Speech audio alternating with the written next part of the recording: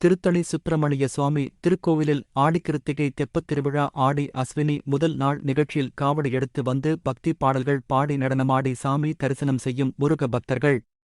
திருத்தணி சுப்பிரமணிய சாமி திருக்கோவில் ஆடிக்கிருத்திகை தெப்பத் திருவிழா முன்னிட்டு ஜூலை 29 ஆடிக்கிருத்திகை திங்கட்கிழமை அன்று திருவள்ளூர் மாவட்டத்திற்கு உள்ளூர் விடுமுறை அளித்த திருவள்ளூர் மாவட்ட ஆட்சியர் டாக்டர் பிரபுசங்கர்.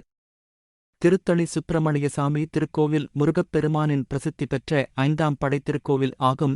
இந்த திருக்கோவிலில் ஆடிக்கிருத்திகை தெப்பத் திருவிழா நிகழ்ச்சி ஆடி அஸ்வினி ஜூலை 27 இன்று, ஆடி பரணி ஜூலை 28, ஜூலை 29 ஆடிக்கிருத்திகை அன்று முதல் நாள் தெப்ப நிகழ்ச்சி. சரவணப் பொய்கை திருக்குளத்தில் முதல் நாள் தெப்ப நிகழ்ச்சி. உற்சவர் முருகப்பெருமான் ஆலங்கரிக்கப்பட்ட தெப்பத்தில் எழுந்தருளி பக்தர்களுக்கு காட்சியளிப்பார். ஜூலை 30ஆம் தேதி தெப்பத் திருவிழா 2ஆம் நாள் நிகழ்ச்சி நடைபெறும். ஜூலை 31ஆம் தேதி 5ஆம் நாள் தெப்பத் திருவிழா 3ஆம் நாள் இறுதி நிகழ்ச்சி நடைபெறும். இந்த நிகழ்ச்சிகளில் 10 லட்சத்திற்கும் அதிகமான பக்தர்கள் வருவார்கள் என்பதால் திருக்கோவில் சார்பில் சிறப்பு ஏற்பாடுகளை செய்துள்ளனர். இந்து சமய அறநிலைத்துறை அமைச்சர் சேகர்பாபு, கைத்தறி துணிநூல் துறை அமைச்சர் மாவட்ட பொறுப்பு அமைச்சர் காந்தி, திருவள்ளூர் மாவட்ட ஆட்சியர் டாக்டர் பிரபுசங்கர், திருவள்ளூர் மாவட்ட காவல்துறை கண்காணிப்பாளர் சீனிவாச பெருமாள் ஆகியோர் நிகழ்ச்சிக்கான நேரடி கண்காணிப்பு ஏற்பாடுகளை செய்துள்ளனர்.